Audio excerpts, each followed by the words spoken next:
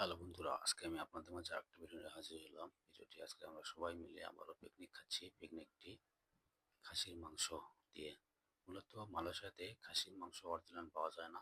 এটা হচ্ছে পাঁঠা, এক কথা পাঁঠার মাংস। দেখুন, মাংস এখানে করা হচ্ছে আর সুন্দরভাবে রান্না করা হচ্ছে। দেখতে থাকুন।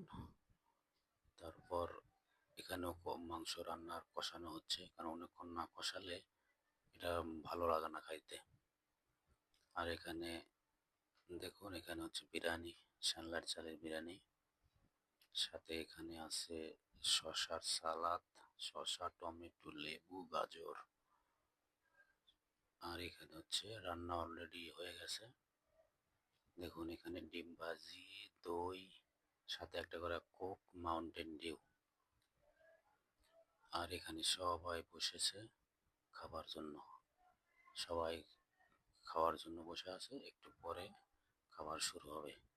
অবশ্যই ভিডিওটি ভালো লাগলে একটা লাইক কমেন্ট করবেন। ধন্যবাদ।